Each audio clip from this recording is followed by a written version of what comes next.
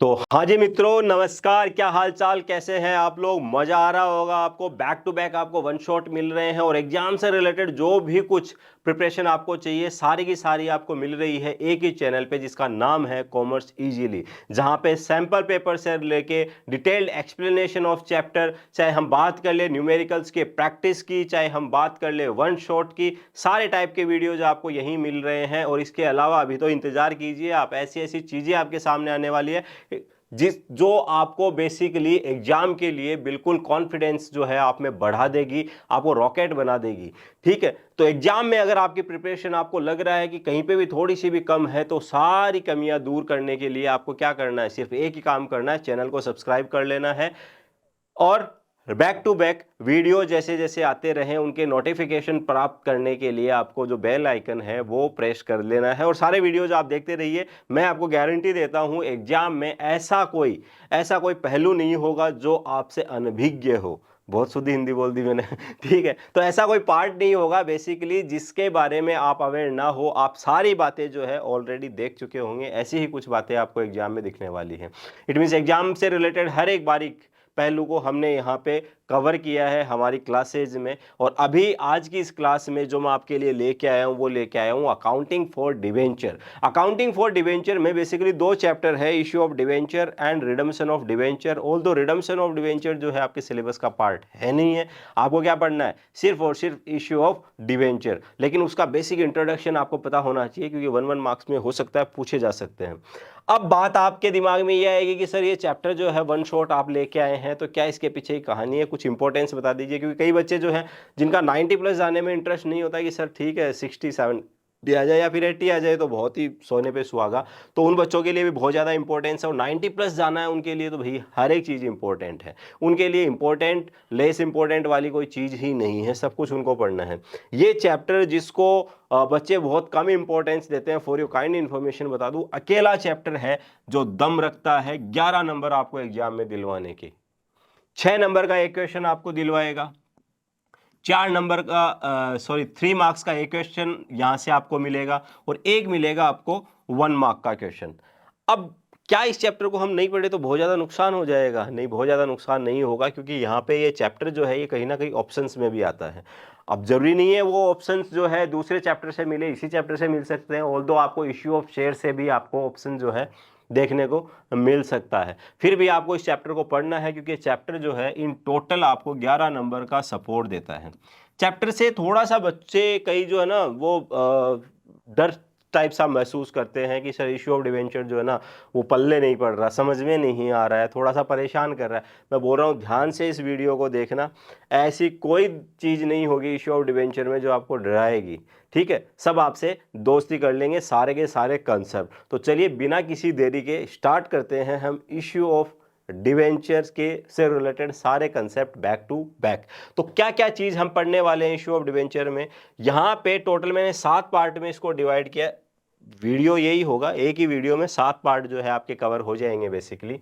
First part में अपन बात करेंगे मीनिंग की, सेकंड पार्ट में हम बात करेंगे इश्यू ऑफ डिवेंचर की, थर्ड पार्ट में हम बात करेंगे issue for consideration other than cash की, फिर हम बात करेंगे issue as collateral security, issue with condition of redemption, interest on debenture and TDS का कंसेप्ट क्या है ये भी आपको समझ में आ जाएगा ये वीडियो देखने के बाद, and writing off loss on issue of debentures.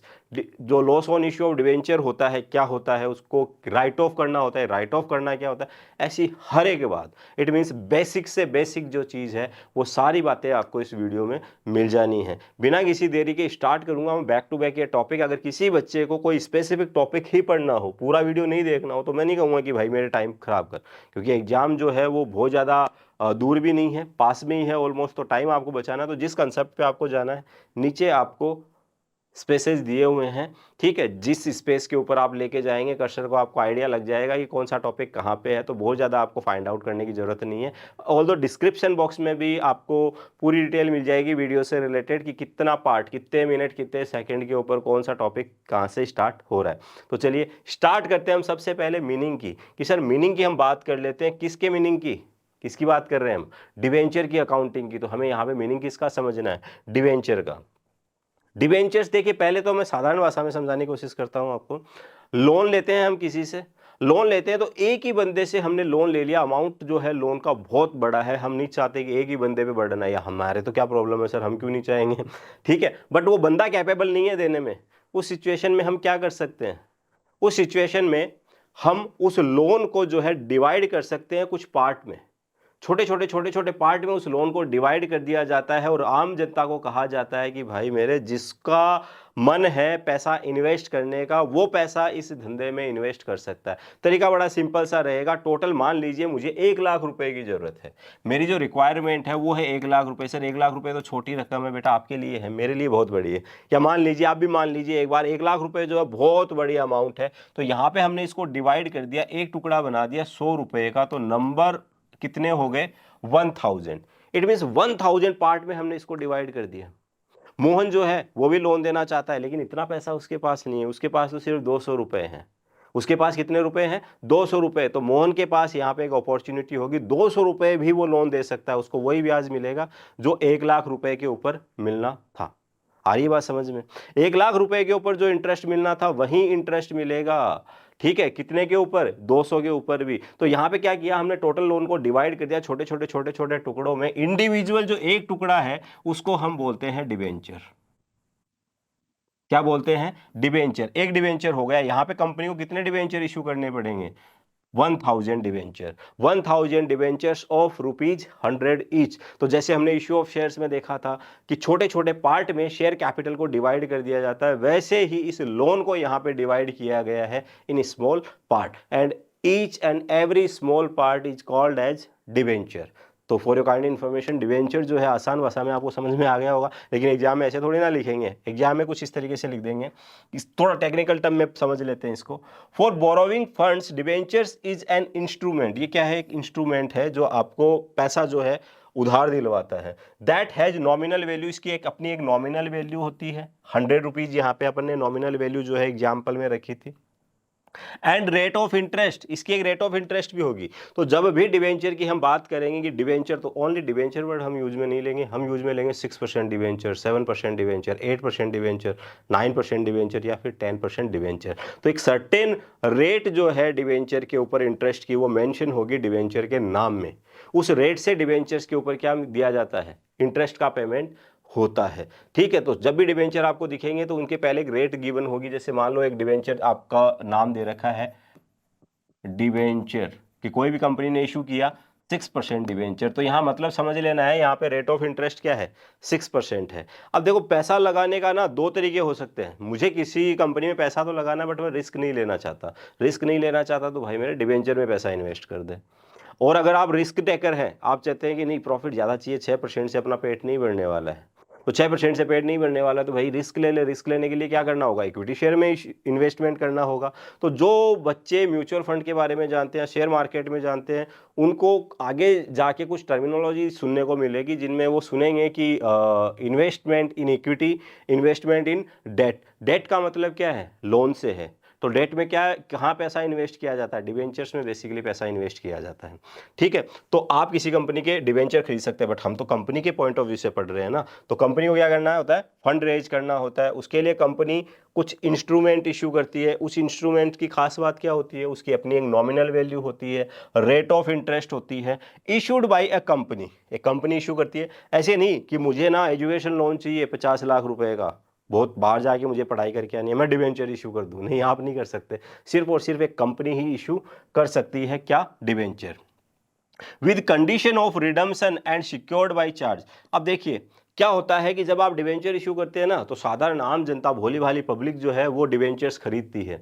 आपने उनसे पैसा ले लिया, 6% ब्याज दे रहे हो, देते जा रहे हो, देते जा रहे हो, आज से 20 साल हो गए। वो बोल रहे हैं कि भाई हमारा पैसा दे दो, बस बहुत ब्याज कमा लिया, अब कहीं और लगाना है हमें। आप उनका पैसा वापस नहीं कर रहे हैं, ऐसा आप कतई नहीं कर सकते। आपको उनका रिडम्पशन जो है एक टाइम पीरियड के बाद करना होगा, वो मेंशन करना होगा इशू के टाइम पे कि भाई ये डिवेंचर आज हम इशू कर रहे हैं, 5 साल बाद, 7 साल बाद ये पैसा जो है हम आपका वापस लौटा देंगे। Repayment of money is known as redemption, ठीक है। रिडम्पशन के साथ साथ क्या होगा, सिक्योर्ड बाय चार्ज। बिल्कुल सेफ खेल है, कहीं कोई दिक्कत नहीं है कि पैसा आपका डूब जाएगा, बिल्कुल नहीं डूबेगा। देखिए एक शेयर होल्डर का पैसा डूब सकता है, क्योंकि वो कंपनी का मालिक की तरह उसने पैसा लगाया, रिस्क उसने लिए। लेकिन जिसने डिवेंचर में पैसा लगाया ना, उसका पैसा कभी नहीं डूब सकता।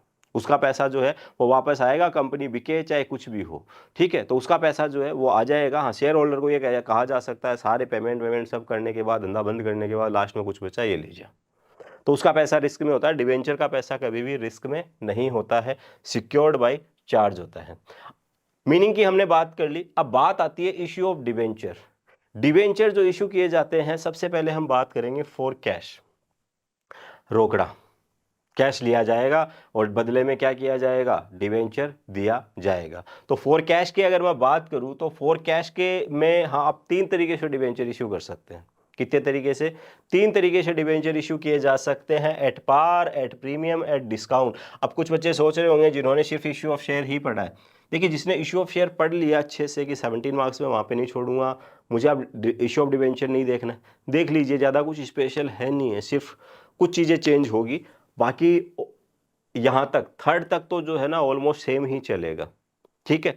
थर्ड तक तो सेम ही चलेगा, देखने की जरूरत नहीं है, सोचने की जरूरत नहीं है, और मैं तो कहूँगा पूरा ही पढ़िए आप इसको, ठीक है। अपने आप में 11 मार्क्स दिलवाता है और ये चैप्टर कहीं छोटा है इश्यू ऑफ शेयर से, ठीक है। एक 1 मार्क का क्वेश्चन भी पूछे जाने के चांसेस, 2 भी पूछे जा सकते हैं भाई, सैंपल पेपर के अकॉर्डिंग लेके चल रहा हूँ मैं, और प्रीवियस ईयर्स के पेपर के अकॉर्डिंग अगर मैं मेरा एस्टिमेशन बताऊँ तो मेरी प्रिडिक्शन ये है कि मैक्स टू मैक्स आपको एक क्वेश्चन मिलेगा इश्यू ऑफ डिवेंचर से, हो सकता है उसका भी कोई ऑप्शन देखने को आपको मिल जाए, 2 दिख सकते हैं मैक्स टू मैक्स, इससे ज़्यादा नहीं दिखेंगे, 1 या 2, ठीक है। 1 मार्क के तो जो छोटे छोटे कंसेप्ट है डिवेंचर से रिलेटेड, थ्योरी की आप बात करते हो तो बहुत ज़्यादा घुसने की जरूरत नहीं है, बहुत क्वेश्चन आपको वहाँ से नहीं देखने को मिलेंगे। जो कुछ थ्योरी है वो यहीं पे कवर हो जाएगी, बातें सुनिए ध्यान से, बातें कर रहे हैं आप और मैं, ठीक है। इन्हीं बातों में आपको जवाब मिल जाएगा उस 1 मार्क के क्वेश्चन का। चलिए अब मैं बात करता हूँ यहाँ पे at par, at premium, at discount की। तो इश्यू ऑफ शेयर में बच्चों ने देखा था डिस्काउंट पे शेयर इशू नहीं होते हैं, बट डिवेंचर जो है वो डिस्काउंट पे इशू किए जा सकते हैं, डिवेंचर डिस्काउंट पे इशू किए जा सकते हैं। कंपनीज एक्ट 2013 आपको कहीं नहीं रोकता है, कहीं आपके हाथ पांव नहीं बांधता है, वो कहता है कि भाई मेरे इशू कर, 100 के बदले 100 ले, 100 के बदले 150 ले, या 100 के बदले 90 ले या 80 ले, हमें कोई लेना देना नहीं है। तो यहाँ पे एक एक्स्ट्रा चीज़ आ जाएगी, डिस्काउंट पे जब डिवेंचर इशू करते हैं तो क्या एंट्री होती है। सबसे पहले हम बात करते हैं issue of debenture for cash at par. तो एक सिंपल सा एक केस ले लेते हैं, सिंपल सा केस क्या ले लेते हैं, एक कंपनी है, उस कंपनी ने क्या किया, उस कंपनी ने 1 लाख डिवेंचर इशू किए और एक डिवेंचर की वैल्यू लगाई 100 रुपये, और कंपनी ने कहा ये 100 रुपये जो है हम 100 रुपये लेंगे, फेस वैल्यू कितनी है 100 रुपीज़ है, हम 100 ही आपसे वसूल करेंगे, और ये 100 कुछ इस तरीके से लेंगे 30 40 30, कोई दिक्कत यहाँ तक नहीं है। 3 इंस्टॉलमेंट में डिवेंचर का पैसा जो है कंपनी कलेक्ट कर रही है, ठीक है। इश्यू ऑफ शेयर देखा था आपने, सबसे पहले एंट्री क्या होती थी, bank account DR to share application, share application की जगह अब आप शेयर थोड़ी इशू कर रहे हो, अब आप क्या इशू कर रहे हो, डिवेंचर, तो डिवेंचर एप्लीकेशन लिख देंगे, ठीक है sir. Bank account DR to debenture application, amount जो है वो हमारा हो जाएगा 1 लाख डिवेंचर है, और एक डिवेंचर पे एप्लीकेशन पे हमें अमाउंट रिसीव होना 30 रुपीज़, तो यहाँ पे 30 लाख से हमारी एंट्री हो जाएगी। अब हमें क्या करना है, डिवेंचर एप्लीकेशन का पैसा ट्रांसफर कर देना डिवेंचर में। सर ये डिवेंचर क्या है, देखो शेयर कैपिटल नाम करके अकाउंट देखा था आपने, तो किसको रिप्रेजेंट करता था, लायबिलिटी फॉर शेयर कैपिटल, ठीक है, वही इश्यू करता था ना, वही प्रेजेंट करता था ना। तो यहाँ पे जो बात आपकी आ रही है वो क्या आ रही है, वो आ रही है कि अभी जो लायबिलिटी है डिवेंचर के केस में उसको आप प्रेजेंट करेंगे डिवेंचर के नाम से। तो आपकी एंट्री क्या होनी चाहिए थी, किसी से लोन लेते हैं तो क्या एंट्री होती है, bank account DR to loan account. यहां पे आपकी एंट्री क्या हो रही है, bank account DR to debenture account. Debenture भी तो एक तरीके से लोन ही तो है ना, तो डिवेंचर भी एक तरीके से क्या है, लोन ही है। तो यहाँ पे ज़्यादा सोचने की आपको ज़रूरत नहीं है। तो यहाँ पे 30 लाख रुपीज़ हमें एप्लीकेशन पे रिसीव हो गए और उस पैसे को हमने ट्रांसफ़र कर दिया है, प्रेम भेंट कर दिया है डिवेंचर अकाउंट को।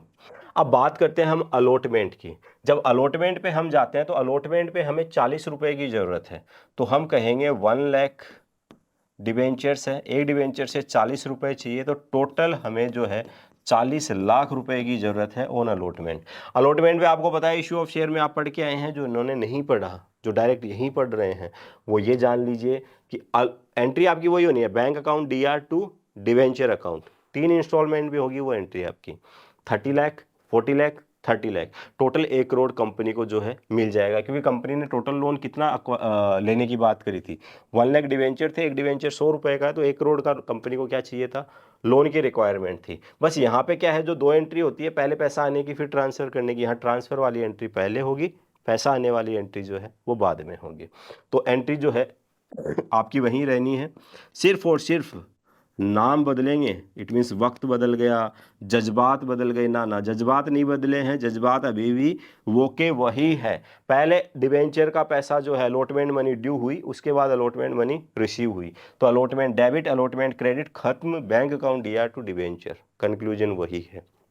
आगे बढ़ते हैं, बात करते हैं सर फर्स्ट कॉल की।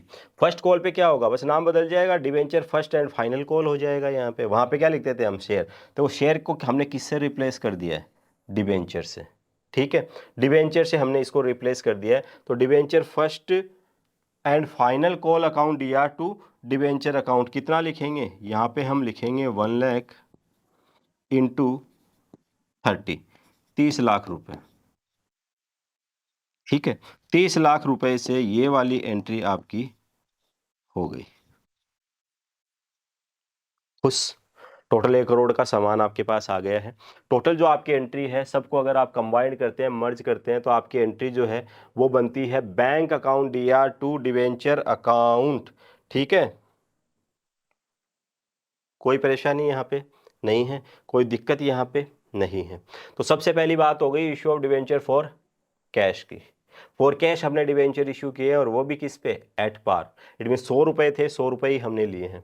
अब आगे यहाँ पे सिचुएशन आती है, सर क्या होगा अगर आपका डिवेंचर जो है वो 100 रुपीज़ का है, इट मीन्स कंपनी ने 1 लाख डिवेंचर इशू किए, एक डिवेंचर की वैल्यू वही 100 है, और कंपनी कह रही है हम पैसा जो कॉल करेंगे वो कुछ इस तरीके से करेंगे, यहाँ पे एक्स्ट्रा लेंगे हम 10 रुपये। डिमांड ज़्यादा है, बहुत सारे लोग हैं जो हमें लोन देना चाहते हैं, सबको दिमाग में जो है ना ऐसी एक इमेज सेट है हमारी कंपनी को लेके कि इस कंपनी में पैसा लगा दिया तो कहीं नहीं जाने वाला, कहीं नहीं डूबने वाला। ऑल्दो डिवेंचर में जो पैसा इन्वेस्टेड होता है वो कहीं नहीं जाने वाला होता है, कहीं आपको नुकसान नहीं होने वाला उस पैसे में, वो सेफ रहता है। फिर भी क्या होता है, ऑन टाइम इंटरेस्ट का पेमेंट कर देगी, और कई समटाइम सिचुएशन होती है, या फिर इंटरेस्ट रेट जो है वो हाई दे रही है कंपनी, तो लोगों में बवाल मच गया, भीड़ मच गई कि भाई मुझे भी इस कंपनी के डिवेंचर खरीदने, मुझे भी। तो कंपनी पूरा पूरा फ़ायदा उठाएगी उस चीज़ का, और कंपनी कहेगी डिवेंचर 100 का है, 100 रुपये आप हमें उधार दे रहे हैं, बट एक्चुअल में आप हमें पैसे देंगे कितने, 110, उधारी कितने की मानेंगे हम, 100 रुपये की, वापस भी कितना लौटाएंगे, 100 रुपये, वापस लौटाने की बात अलग है। बट ऑल दो अभी हम आपको से लोन उधार ले कितना रहे हैं, 100 रुपये, लेकिन एक्स्ट्रा देना पड़ेगा आपको 10 रुपये, देना है तो दो, नहीं देना तो मत दो। तो ठीक है, मान लो पब्लिक राजी हो गई, तो एप्लीकेशन पे तो कोई दिक्कत है नहीं है, प्रीमियम का पैसा किसके ऊपर है, अलॉटमेंट पे, तो एप्लीकेशन पे तो आपकी एंट्री जो है वो चली जाएगी 30 लाख से। ठीक है, 30 लाख से आप एंट्री कर दोगे, 30 लाख से क्यों, 1 लाख डिवेंचर है, एक डिवेंचर के ऊपर 30 रुपीज़ का पेमेंट करना है। ठीक है, बात आती है अलॉटमेंट पे, तो अलॉटमेंट पे जो है ना कंपनी को जरूरत है 50 लाख रुपए की, जरूरत 50 लाख की नहीं है, कंपनी कह रही है हम यहाँ पे डिवेंचर जो हमारी लाइबिलिटी है वो 40 लाख की। डिवेंचर होल्डर बोलेंगे ऐसा क्यों, एक्स्ट्रा जो 10 लाख रुपए है वो सिक्योरिटी प्रीमियम रिजर्व है, कंपनी का फायदा। अब एक्चुअल में जो ये फायदा कंपनी को हो रहा है ना, ये डिवेंचर होल्डर के हाथ कुछ ही नहीं लगना है, क्योंकि वो तो आउटसाइडर है, लोन प्रोवाइडर है, लोन दिया है उन्होंने। सिक्योरिटी प्रीमियम रिजर्व एक अलग अकाउंट होता है, जिसका अल्टीमेटली जो बेनिफिट है वो कहीं ना कहीं इक्विटी शेयर होल्डर्स को ही जाना है।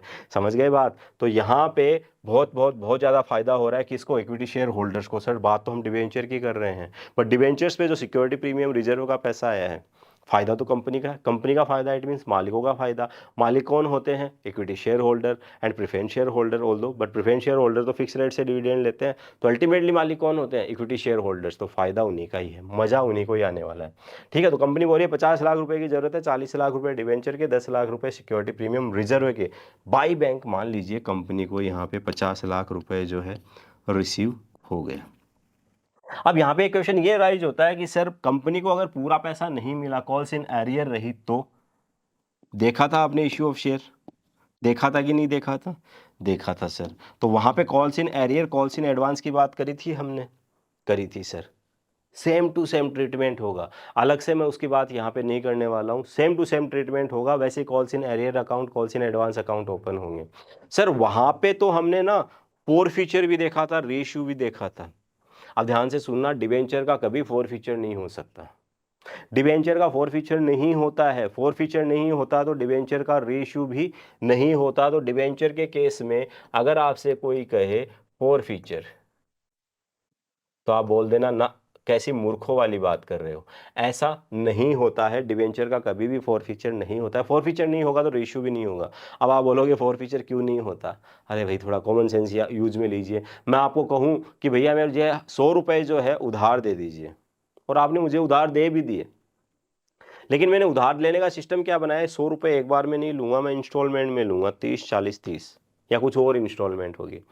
फाइनल इंस्टॉलमेंट आप नहीं दे पाए, मैंने आपको रिमाइंडर भेजा कि लोन देने की बात हुई थी 100 रुपये की, 60 रुपये 30 70 रुपये दे के बैठे हो, लास्ट के 30 रुपये नहीं दिए। दे रहे हो कि नहीं दे रहे, दे रहे हो कि नहीं दे रहे, फिर भेजा आपको, आपने नहीं दिया, मैं खा गया, आपके 70 भी नहीं दूंगा। ऐसा नहीं कर सकते। आपने उधार लिया है उससे, कितना क्या लिया है, उधार लिया है। 100 रुपये उसने उधार देने की बात करी थी, 70 दे पाया तो 70 पे ब्याज दे दो। तो डिबेंचर्स का कभी फोरफीचर नहीं होता है। तो फोरफीचर नहीं होता तो डिबेंचर का रेशियो भी नहीं होगा। तो फोरफीचर रेशियो का केस यहाँ पे आपको देखने को मिलेगा नहीं। कॉल्स इन एरियर मिलेगा, कॉल्स इन एडवांस मिलेगा, ओवर सब्सक्रिप्शन मिल सकता है, तो वो भी हमने पीछे बात करी थी। ठीक है, और भी ज़्यादा अगर इन डिटेल आपको समझना है कि नहीं सर हमें तो जानना ही है ये सारी चीज़ें, तो हमारी जो रेगुलर क्लासेज हैं उसमें ये सारी डिटेल आपको मिलेगी, सारी की सारी डिटेल आपको मिलेगी। बाद में आके आपको ये वीडियो देख लेना, रिवीजन का काम कर देगा। अभी अगर आप देख रहे हो तो कंसेप्ट आपके वैसे ही स्ट्रॉन्ग होते ही जा रहे हैं। अब बात करते हैं डिस्काउंट की। ये सर हमने वहाँ पे नहीं देखा था, क्योंकि issue of share at discount नहीं होता है। अब यहाँ पे कंपनी ने क्या कहा, मान लो इंटरेस्ट की रेट बहुत कम है, तो कंपनी ने एक नई पॉलिसी लेके आई और कंपनी ने कहा 100 रुपये का डिबेंचर है, बट हम जो है ना आपसे जो पैसा लेना है इन 3 इंस्टॉलमेंट पे, उसमें से 10 रुपये की हम आपको छूट दे देंगे। अब ये छूट कहाँ देंगे, कुछ भी नहीं दे रखा तो बाय डिफ़ॉल्ट ये अलॉटमेंट के साथ अटैच हो जाती है। इट मीन्स अलॉटमेंट पे कंपनी जो पैसा लेगी आपसे वो कितने रुपए लेगी, ओनली 30 रुपये इंस्टेड ऑफ 40। 40 रुपये लेने थे बट कंपनी आपसे कितने रुपए लेगी, ओनली 30 रुपीज़। इस सिचुएशन को हम बोलते हैं डिस्काउंट। अगर डिस्काउंट हमने दे दिया तो कंपनी को नुकसान हो गया। हाँ जी, नुकसान हो गया। ये नुकसान किसके मत थे, ये नुकसान भी इक्विटी शेयर होल्डर्स के मत थे। आ गई क्या बात समझ में, ठीक है, क्योंकि एक्चुअल प्रोप्राइटर वही है। अब यहाँ पे कंपनी क्या कर रही है, bank account DR to debenture application, company कहेगी 30 लाख रुपए, ठीक है, हमें कोई तकलीफ नहीं है यहाँ पे एप्लीकेशन पे। बात आएगी अलॉटमेंट पे, तो अलॉटमेंट पे कंपनी कहेगी 30 लाख रुपए, डिवेंचर अकाउंट बोलेगा भाई मेरे हमें तो 40 लाख चाहिए। जब आपने एट पार इशू किया था तब भी डिवेंचर 40 लाख से क्रेडिट था, जब प्रीमियम था तब भी 40 लाख से क्रेडिट था। पीछे जाके चेक कर लेना अगर यकीन ना हो तो। अभी भी कितना होगा, 40 लाख। इट मीन्स डिबेंचर जो आपकी लाइबिलिटी है वो 100 रुपीज़ ही रहेगी। आप चाहे 100 लो, चाहे 100 से ज़्यादा लो, चाहे 100 से कम लो सर, लेकिन 10 रुपये हमने नहीं लिए तो वो नुकसान है ना आपका। और लॉस को हम क्या करते हैं, डेबिट करके डिनोट करते हैं इसको। तो debit all the losses and expenditure.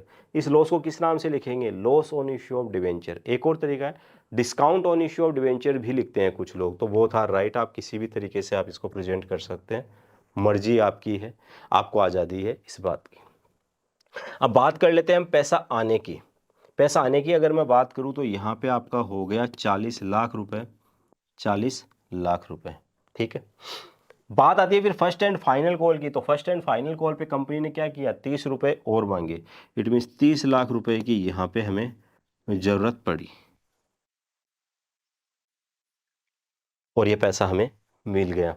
तो टोटल अगर कंबाइंड करके एंट्री हमें करनी हो, कोई कमेंट बॉक्स में बताएगा मुझे, कमेंट बॉक्स में ज़रूर ज़रूर ज़रूर बताना कि भाई issue of debenture at discount में अगर इन सारी एंट्रीज़ को मैं कंबाइंड कर दूं तो मेरी एंट्री क्या निकल के आती है। ये बात आप बताएंगे कमेंट बॉक्स में। अगर आपने वीडियो देखा है तो पक्का पक्का आप बता पाएंगे, और अगर आप जितने ज़्यादा कमेंट आएंगे इस बात पर उतनी ज़्यादा मुझे खुशी होगी कि ठीक है बच्चों ने देखा और उनको समझ में आया। तो चलिए हम कवर कर चुके हैं पहला टॉपिक, दूसरा topic. Now let's move with topic number 3, issue of debentures for consideration other than cash. ये तो हम पढ़ चुके हैं, जाना पहचाना है ना, सेम चीज़ आपको वापस मिल रही है। अब सोच सकते हो ये टॉपिक जो है एग्जाम में आएगा आएगा आएगा, कोई नहीं रोक सकता इसको। या तो इश्यू ऑफ शेयर में आएगा या इश्यू ऑफ डिबेंचर में आएगा, किसी में भी आ सकता है, ठीक है। सिर्फ नाम बदलना है आपको, या तो डिवेंचर लिखना है या फिर शेयर लिखना है, कंसेप्ट वही रहना है। चलो वापस बात कर लेते हैं सर, वहाँ पे थोड़ा सा लूज रह गया होगा, अच्छे से नहीं देखा होगा, रिवाइज हो जाएगा। चलो वापस देखो, एक कंपनी किसी से एसेट खरीदती है या फिर क्या करती है, रनिंग बिजनेस खरीदती है, तो उस केस में अगर डिबेंचर इशू किए जाते हैं तो उसको हम किस कैटेगरी में डाल देते हैं, कंसिडरेशन अदर देन कैश में। ठीक है, अब यहाँ पे बात आती है कि हमने किसी से एसेट खरीदी या फिर बिजनेस खरीदा तो उसकी एंट्री क्या होगी।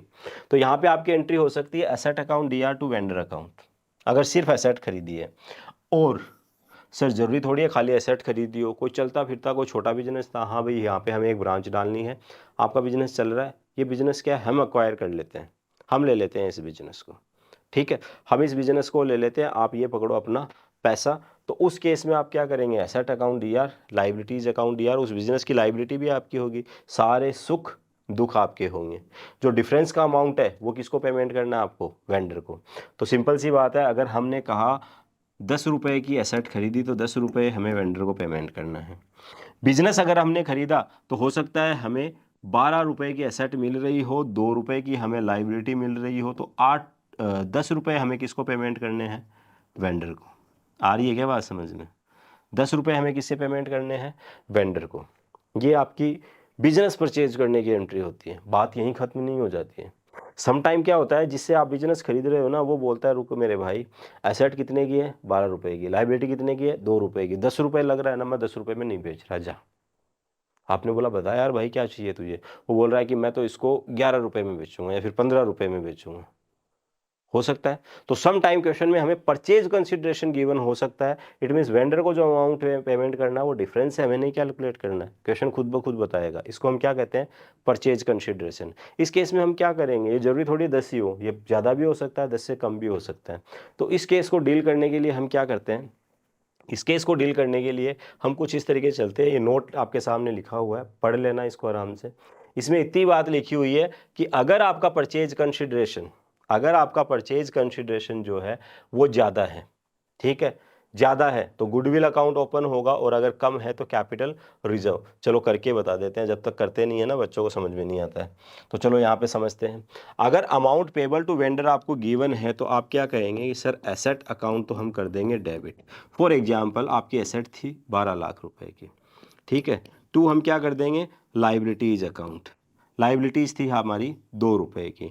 वेंडर को जो हमें अमाउंट को पेमेंट करना था, वेंडर को जो हमें अमाउंट का पेमेंट करना था वो कितना होना चाहिए था, 10 रुपये, लेकिन क्वेश्चन बोल रहा है नहीं 12 रुपये। अब क्रेडिट साइड में 14 है, डेबिट साइड में 12 है, तो बाकी 2 जो है वो आ जाएगा आपका गुडविल अकाउंट डेबिट। समझ में आ गया आपको? अगर परचेज कंसिडरेशन ज़्यादा है एक्चुअल वैल्यू से तो गुडविल अकाउंट ओपन होगा। सर ये भी तो हो सकता है, एसेट अकाउंट को हमने डेबिट किया 12 रुपये से, लाइबिलिटीज़ को हमने क्रेडिट किया 2 रुपये से, और वेंडर को जो अमाउंट का पेमेंट करना है वो हमने किया 9 रुपये। यहाँ पे क्रेडिट साइड शॉर्ट पड़ रही है तो 1 रुपये से यहाँ पे आपका आएगा कैपिटल और रिजर्व अकाउंट। आ रही बात समझ में? इतनी सी बात लिखी हुई है, समझनी है, यही सारी बातें लिखी हुई है। यहाँ पे स्क्रीनशॉट आप ले सकते हैं इस नोट का, सारी बातें यहाँ पे लिखी हुई है कि गुडविल कब ओपन होता है, कैपिटल रिजर्व अकाउंट कब ओपन होता है। आगे बात आती है कि वेंडर को पेमेंट कैसे करें। तो जनरली बच्चे सीधी एंट्री ठोकते हैं, vendor account DR to debenture. मैं कह रहा हूँ थोड़ा सा यहाँ पे ना धैर्य का परिचय देंगे, आप तसल्ली का परिचय देंगे। तो आपको क्या करना है, जो इश्यू ऑफ डिबेंचर की एंट्री है उसको 2 पार्ट में डिवाइड कर देना है, इससे काम आसान हो जाएगा। सिस्टम जो है ना, सिस्टम अगर आप लेके चलते हैं ना तो चीज़ें हमेशा आपके लिए आसान होगी। अगर आपके पास सिस्टम नहीं होगा ना तो चीज़ें आपके लिए कॉम्प्लिकेटेड होती जाएगी, और बहुत कॉम्प्लिकेटेड होती जाएगी, बहुत ज़्यादा कॉम्प्लिकेटेड हो जाएगी एक लेवल पे। तो सिस्टम बना लीजिए आसान बनाने के लिए, उसके बाद क्या होगा, हार्ड से हार्ड चीज़ भी आपके लिए क्या हो जाएगी, ईजी हो जाएगी।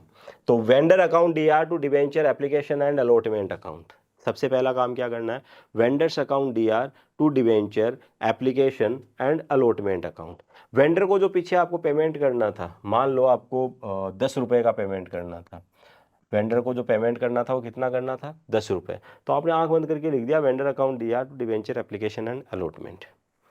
अब एप्लीकेशन एंड अलॉटमेंट का पैसा कहाँ ट्रांसफर करना होता है, डिबेंचर में, ठीक है। तो ये पैसा जो है पूरा का पूरा डिबेंचर में ट्रांसफर हो जाएगा आपका। अगर आप इशू किए हैं एट पार। बट आप कह रहे हैं कि सर एट पार इशू नहीं किए, एट प्रीमियम किए हैं, तो नंबर ऑफ डिबेंचर्स आपके क्या हो जाएंगे, कम हो जाएंगे। यहां पे आप कहेंगे एट प्रीमियम। कैलकुलेट कैसे करेंगे इसको, इसको कैलकुलेट हम ये ऐसे करेंगे, amount payable to vendor, vendor को जो पेमेंट करना है उसको आप डिवाइड करेंगे face value of debenture plus, plus क्या करेंगे आप, प्रीमियम। ठीक है, प्रीमियम का अमाउंट आप यहाँ पे ऐड कर देंगे। इट मीन्स मान लो वेंडर को जो पेमेंट करना था वो करना था 12,000 रुपये। ठीक है, और आपने डिसाइड किया 100 रुपये का डिबेंचर है, 20 रुपये हमें प्रीमियम का लेना है, तो यहाँ पे नंबर ऑफ डिबेंचर जो है आपके 1000 रह जाते हैं। जबकि यहाँ पे इस केस में आप क्या कहते हैं, 12,000 का पेमेंट करना और एक डिबेंचर जो है वो 100 रुपये का, तो यहाँ पे नंबर ऑफ डिबेंचर जो है आप इश्यू करते हैं 120। कितने देते हैं, 120। और यहाँ पे आप नंबर ऑफ डिबेंचर जो है वो देंगे ओनली 100। बात समझ में आ रही है, यहाँ नंबर ऑफ डिबेंचर क्या हो गए, कम हो गए। वो पूछेगा कम क्यों दे रहे हो, तो उस केस में आप क्या कहेंगे, डिबेंचर हम 100 में नहीं देते हैं, हम प्रीमियम पे इशू करते हैं। ठीक है, यहाँ पे ऐसा भी तो हो सकता है सर, हम जो डिबेंचर इशू कर रहे हैं वो डिस्काउंट पे हो, किस पे हो, डिस्काउंट पे। उस केस में आपकी एंट्री क्या होगी, debenture application and allotment account DR, loss on issue of debenture account DR, या discount on issue of debenture account. अब यहाँ परेशान होने की जरूरत नहीं है सर, पीछे तो आप लिखे थे loss on issue of debenture, यहाँ आपने लिख दिया discount on issue of debenture account, जानबूझ के लिखा है। दोनों सही है, दोनों सही है, कोई भी लिख सकते हो आप, दोनों यूज में ले सकते हैं, बट ज़्यादा बेटर होगा loss on issue of debenture आप यूज में लें। तो डिबेंचर अकाउंट, तो क्या हो जाएगा, डिबेंचर अकाउंट। ठीक है सर, ऐसा हम कर देंगे। अच्छा, इस केस में हम नंबर ऑफ डिबेंचर कैसे निकालेंगे, एट डिस्काउंट की जब बात आएगी तो हम नंबर ऑफ डिबेंचर कैसे निकालेंगे। मान लो किसी को 90,000 का पेमेंट करना था, एक डिबेंचर आप देते हैं 100 रुपये का, लेकिन आपने कहा नहीं 10 रुपये डिस्काउंट पे दे रहे हैं, तो यहाँ पे अगर 100 का देते तो 9,000 डिबेंचर जाते, कितने जाते, 900 डिबेंचर जाते, लेकिन अभी कितने जाएंगे, 1000 डिबेंचर जाएंगे। अगले ने बोला यार 900 देने थे, 1000 क्यों दे रहे हो, हम बोलेंगे हम 100 रुपये नहीं लेते हैं एक डिबेंचर का, बेसिकली 10 रुपये का डिस्काउंट काट देते हैं, दैट्स वाई आपको ज़्यादा डिबेंचर जाएंगे। ठीक है, तो आपको भी डिस्काउंट मिला है, डिस्काउंट मिला है तो उस केस में क्या होगा, डिबेंचर कम मिलने चाहिए कि ज़्यादा, ज़्यादा मिलने चाहिए। ठीक है, तो इनमें से तीन में से कोई एक एंट्री होगी आपकी। ये डिपेंड करता है कि आपने डिबेंचर जो इशू किए हैं वो एट पार किए हैं, एट प्रीमियम किए हैं, या फिर एट डिस्काउंट किए। इस एंट्री में कोई चेंज नहीं होना है। ठीक है, सेकेंड एंट्री ये है, थर्ड एंट्री आपकी इन तीन में से एक होनी है। फर्स्ट एंट्री या तो एसेट परचेज करने की या फिर बिजनेस परचेज करने की। बिजनेस परचेज करने की एंट्री कितने तरीके से हो सकती है, asset account DR to liability to vendor, या फिर asset account DR goodwill account DR to liability to vendor, या फिर asset account DR to liabilities account to vendors account to capital reserve account. समझ लेना, जो भी तरीका हो चिपका देना। नेक्स्ट टॉपिक पे हम आते हैं, issue of debenture as collateral security. अब ये कोलेटरल सिक्योरिटी क्या है यार, बैंक से लोन ले रहे हैं हम इस बार, किससे लोन ले रहे हैं, बैंक से लोन। अच्छा, बैंक कह रही है कि आम जनता से आप लोन लेते हैं, उधार लेते हैं तो डिवेंचर इशू करते हैं, हमसे लोन लेते हैं तो हमें डिवेंचर इशू नहीं करते हैं। डिवेंचर्स आपने आम जनता को इशू किया है तो उनका अधिकार तो सुरक्षित है, क्योंकि डिवेंचर का हर हाल में कंपनी को पेमेंट करना ही करना है, कंपनी उसका पैसा किसी भी केस में डूब नहीं सकता उनका पैसा। हमारा पैसा डूब गया तो हमारे पैसे की क्या सिक्योरिटी है। आप तो बोल दोगे बैंकरप्ट हो गई कंपनी, ख़त्म हो गई, इंसॉल्वेंट हो गई, कुछ बचा ही नहीं है, सब कुछ बिक गया है, तो उस केस में कंपनी क्या, बैंक क्या करती है, बैंक बोलती है डिवेंचर गिरवी रख दो हमारे पास। कंपनी ने कहा समझ में नहीं आया, आपके पास डिवेंचर गिरवी, हम आपसे लोन ले रहे हैं तो लाइबिलिटी में हम लोन बता रहे हैं ना, और बैंक बैलेंस हमारा बढ़ गया एसेट साइड में। बैंक कह रही है कि समझने की कोशिश करो, हम डिवेंचर इशू नहीं करवा रहे हैं आपसे, सिर्फ ऐसे बोल रहे हैं डिवेंचर जो है ना गिरवी रख दो, और डॉक्यूमेंटेशन कर लेते हैं तैयार, उस पर लिख देते हैं कि भैया डिवेंचर इशू नहीं किए गए हैं बैंक को, सिर्फ और सिर्फ एज ए सिक्योरिटी रखे गए हैं।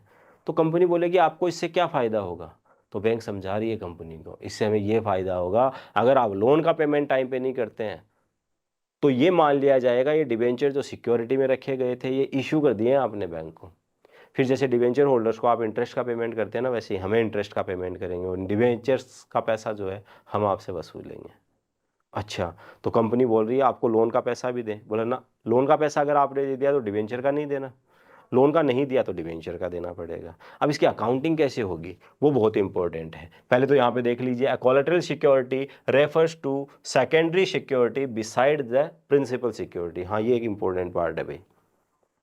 सवाल ये आता है, मैंने बैंक से लोन लिया और लोन लेके मैंने मेरी ज़मीन के कागजात जो हैं वो बैंक के पास गिरवी रख दिए, या फिर बिल्डिंग गिरवी रख दी, या फिर गाड़ी के पेपर गिरवी रख दिए, या फिर गोल्ड गिरवी रख दिया, अब भी क्या डिवेंचर लेगी? तो डिवेंचर बैंक कभी भी एज ए सिक्योरिटी आपसे रखवाएगी तो हमेशा सेकेंडरी सिक्योरिटी रखवाएगी, प्राइमरी सिक्योरिटी नहीं रखवाएगी। प्राइमरी सिक्योरिटी मोस्टली कोई फिजिकल एसेट होगी, ठीक है, वो कार, बिल्डिंग, गोल्ड कुछ भी हो सकता है। सेकेंडरी सिक्योरिटी की हाँ थोड़ा सा और सेफ्टी रह जाए हमारे पास तो कुछ डिवेंचर भी सिक्योरिटी में रखवा लेते हैं। हम कौन सा खा रहे हैं यार, पड़े हैं हमारे लॉकर में, ठीक है। अगर आप लोन का पेमेंट नहीं करेंगे तो हम इनको यूज में लेंगे, अदरवाइज हम उनको यूज में नहीं लेंगे। तो एक चीज़ तो आपको ये ध्यान रखना है, डिवेंचर कभी भी एज ए कोलेटरल सिक्योरिटी जब भी इशू किए जाते हैं, मतलब रखे जाते हैं, बट नाम यूज हम यू ऐसे ही लेते हैं, issue of debenture as collateral security, तो एक्चुअल में ये इशू हो नहीं रहा है, तो वो हमेशा एज ए सेकेंडरी सिक्योरिटी होंगे, ना कि प्रिंसिपल सिक्योरिटी।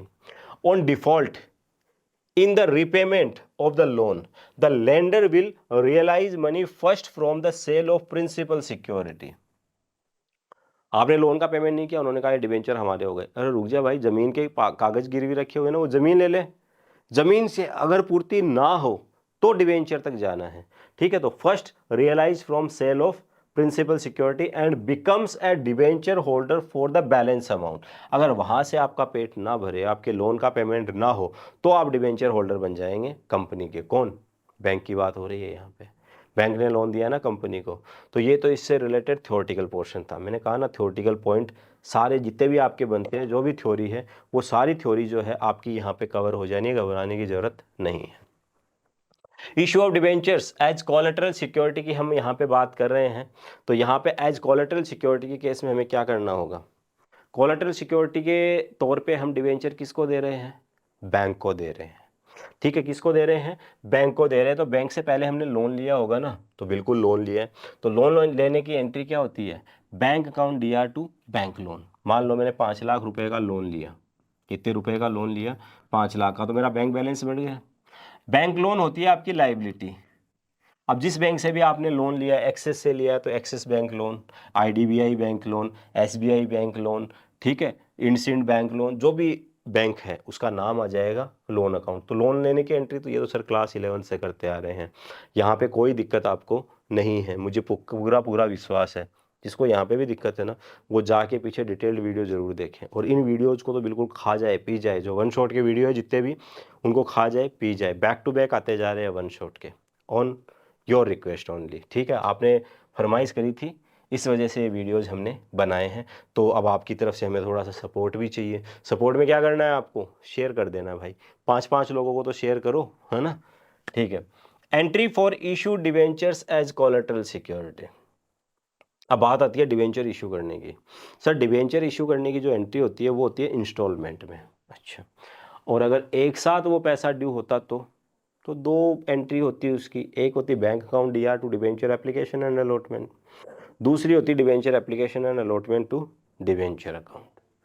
बट यहाँ तो हम एक्चुअल में डिवेंचर इशू कर ही नहीं रहे, सिक्योरिटी में रख रहे हैं ना।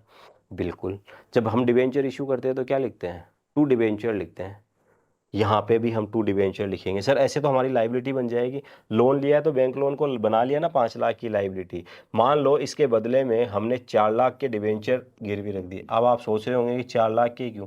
बेटा 40 लाख के भी रख सकते हो, 1 लाख के भी रख सकते हो, वो डिपेंड करता है। सिक्योरिटी है ये, तो इसका इससे कोई लेना देना नहीं है। वो बैंक ने डिसाइड किया कितने के रखने थे और कंपनी उसके ऊपर एग्री हुई है तो उतने रुपए के। तो कभी भी इन दोनों का रिलेशन मत बिठाना, कनेक्शन मत बिठाना कि लोन इतने का था, डिवेंचर इतने इशू किए गए हैं तो ये प्रीमियम है, डिस्काउंट है। फालतू की बातों में नहीं फंसना है हमें, ठीक है। ये डिवेंचर हमें इशू कर देने। तो सर इसको लाइबिलिटी क्यों बना लिया आपने? 4 लाख नहीं बनाया है, थोड़ा सा वेट करोगे समझ में आएगा। पैसा हमारे पास आया नहीं है बैंक से, पैसा आया था उसके बदले में बैंक लोन था। यहाँ पे एक अकाउंट हमने ओपन किया, डिवेंचर सस्पेंस अकाउंट, बस ये नई चीज़ है। यहाँ पे क्या ओपन किया हमने? Debenture suspense account. अब हमारी लाइबिलिटी 5 लाख वो बन गई, 4 लाख ये, 9 लाख की लाइबिलिटी, पैसा हाथ में आया सिर्फ 5 लाख रुपए। तो 5 लाख की लाइबिलिटी दिखेगी बैलेंस शीट में। इसको जब बैलेंस शीट में हम प्रेजेंट करते हैं ना, कुछ इस तरीके से करते हैं। बैंक लोन की जब बात आएगी, जब बैंक लोन की बात आएगी तो हम बैंक लोन यहाँ पे बताएंगे कि बैंक लोन हमारा 5 लाख रुपए है। कितना है? 5 लाख रुपए है। जब बात आएगी डिवेंचर की, और भी पब्लिक को डिवेंचर इशू किए होंगे, वो प्लस ये मिला के आपके डिवेंचर आ जाएंगे। मान लो 4 लाख ही है आपके, टोटल कितने हैं? 4 लाख, तो 9 लाख नहीं बता रहा हूं मैं। डिवेंचर सस्पेंस अकाउंट डेबिट हुआ है, डेबिट बैलेंस कहाँ जाने चाहिए? एसेट साइड में। और अगर लाइबिलिटी साइड में दिखाना चाहूँ तो माइनस करके दिखाना पड़ेगा। तो इसको दिखाने का जो तरीका होता है वो ये होता है, डिवेंचर में से माइनस करके दिखाते हैं हम। तो डिवेंचर में से माइनस किया है कितना? 4 लाख। कितना आया डिवेंचर? 0। टोटल आपका लॉन्ग टर्म बोरोविंग्स जो है वो कितने की दिखी? 5 लाख की। तो कहाँ घबराने की जरूरत है? 5 लाख का लोन लिया, 5 लाख ही लाइबिलिटी दिखेगी।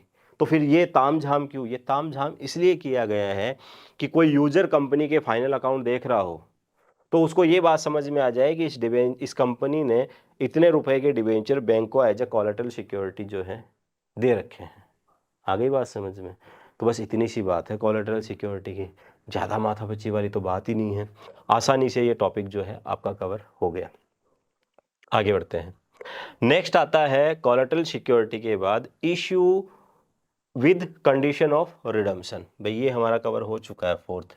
ठीक है, थर्ड हमने कर लिया था। अभी हाल फिलहाल हम किसकी बात कर रहे हैं? Issue with condition of redemption. ये क्या वाला है? डिवेंचर जब कंपनी इशू करती है तो इशू के टाइम पे ही एक कंडीशन लगा के रखती है कि भाई आज आपसे पैसा लिया जा रहा है, इस पैसे का जो रीपेमेंट है, इस पैसे का को जब वापस चुकाने की बात है तो वापस ये पैसा जो है हम आपको 1 साल बाद, 2 साल बाद या 5 साल बाद या जो भी टर्म्स है आपके और कंपनी के बीच में, उस टेन्योर में हम इसका आपको क्या कर देंगे? रीपेमेंट कर देंगे, आपको पैसा जो है लौटा देंगे। ऐसी कंपनी बात करती है। तो जब लौटाने की बात है ना, तो उस केस में कंपनी क्या कह रही है? उस केस में कंपनी कह रही है कि जब हम आपको पैसा लौटाएंगे ना, तो आज 100 रुपये ले रहे हैं आपसे, डिवेंचर कितने का है? 100 रुपये का। आज हम 100 ले रहे हैं, 110 ले रहे हैं या 90 ले रहे हैं, it means at par issue कर रहे हैं, एट प्रीमियम कर रहे हैं, डिस्काउंट, वो तो सेकंड चीज़ है।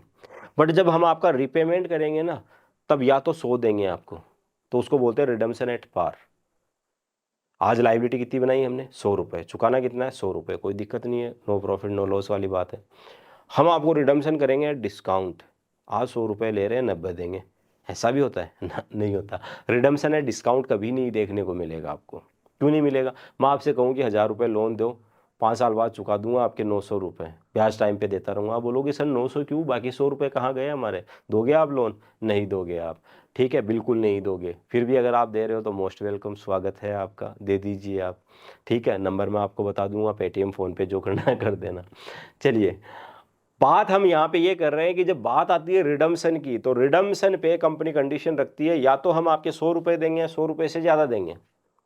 ज़्यादा कहाँ से दोगे? ज़्यादा कहाँ से दोगे? अगर ज़्यादा देने का आपने प्रॉमिस कर दिया तो वो नुकसान है, उस नुकसान की भरपाई उस दिन पैसा कहाँ से लेके आओगे? उसका जुगाड़ करते हुए चलना है। तो बेसिकली यहाँ पे जो इम्पैक्ट है ना, वो किसका आने वाला है? इशू कर रहे हो with condition of redemption, redemption का जो आपने प्रॉमिस किया है ना, उसका जुगाड़ बिठाने की बात। तो यहाँ पे बस आपको ये बात ध्यान रखनी है। देखो बहुत सारी एंट्री बनती है, इशू किया इतने पे, रिडम्पशन इतने पे, इशू किया इतने पे, रिडम्पशन इतने पे, ऐसे करके 6 से 7 6 केस बनते हैं यहाँ पे। या तो 6 तरीके आप याद करें, या सीधा सा मैं आपको एक जुगाड़ दे रहा हूँ। जुगाड़ ये है, आपको बस इतना सा ध्यान रखना है, रिडम्पशन की कंडीशन देखनी है। पहले तो ये देख लो इशू किस पे किया है। एट पार किया तो एट पार की एंट्री कर दो, एट प्रीमियम बोला है तो एट प्रीमियम की एंट्री कर दो, और एट डिस्काउंट बोला है तो एट डिस्काउंट पे एंट्री कर दो। वहाँ तक तो सोचने की ज़रूरत नहीं है। सोचने की आपको जहाँ पे ज़रूरत पड़ेगी वो पड़ेगी रिडम्पशन की कंडीशन क्या है, रिडीमेबल एट पार या रिडीमेबल एट प्रीमियम, ये देखना है आपको। अगर रिडीमेबल एट पार हो तो कोई चेंज नहीं होगा आपका, रिडम्पशन की कंडीशन को बिल्कुल अवॉइड कर देना। आपको बोले these debentures are redeemable at par after 5 year या 6 ईयर, इट मीन्स रिडम्पशन की कंडीशन का कोई लेना देना ही नहीं है, कोई लॉजिक ही नहीं है उसके पीछे, कोई तुक्का ही नहीं है। हमारा नॉर्मल जो केस था वैसा ही चलता रहेगा। अगर आपको बोले कि रिडीमेबल एट प्रीमियम, तो एक एक्स्ट्रा एंट्री आपको पोस्ट कर देनी है, उसी में मर्ज कर देनी है एंट्री में, और वो क्या है, loss on issue of debenture account debit to premium on redemption of debenture with amount of premium on redemption. ये एक एंट्री आपको ऐड करनी है। लंबी चौड़ी एंट्री लग रही है ना, बस बच्चे यहाँ पे आके थोड़ा सा परेशान हो जाते हैं कि लंबी लंबी एंट्री बनती है डिवेंचर के केस में, हम नहीं कर रहे डिवेंचर। लेकिन अगर तसल्ली से बैठ के 2 मिनट सिर्फ समझ ले, सुन ले बात को, तो आपको पता चलेगा कि इससे आसान कोई चीज़ ही नहीं है। बस ये एक एंट्री आपको याद रखनी है। इसको अप्लाई कैसे करना है, चलो सीखते हैं। यहाँ पे क्वेश्चन ले रहा हूँ मैं। इस क्वेश्चन में एक चीज़ ध्यान रखना, पास journal entries on the basis of following condition if Jyoti Limited issued 9% debenture और फेस वैल्यू 100, फेस वैल्यू कितने की होगी 100 की, और डिफरेंट डिफरेंट केसेज है, ऐसे ऐसे इशू किया, तो आप इनकी एंट्री कैसे करेंगे। अब एग्जाम में कुछ इसी तरीके से पूछा जाएगा, ये एक केस दे दिया और वो दिया कि इसकी एंट्री पोस्ट करो, या 2 केस दे दिए 3 नंबर के क्वेश्चन में 1.5 नंबर बांट दिए, 4 में दे दिए तो 2 नंबर में बांट दिया। कैसे करेंगे, बहुत आसान है, बहुत आसान है। ठीक है, तो पहला केस देखते हैं अपन, issued at 100 and redeemable at 100, issued at par, redeemable at par. अच्छा, कितने परसेंट वाले थे, 9% वाले थे, एक डिवेंचर था 100 रुपये फेस वैल्यू। चलिए स्टार्ट करते हैं यहाँ पे हम सॉल्यूशन। सबसे पहले हमारी एंट्री होगी bank account DR, bank account debit. कितने से होगी सर, 100 रुपये से होगी। एक डिवेंचर 100 रुपये का है, इशूड देखिए आप उसको भूल जाइए, इशूड क्या है 100, तो बस यहाँ तक ही चलिए। To 6% debenture application and allotment account, कितने रुपए 100 रुपये।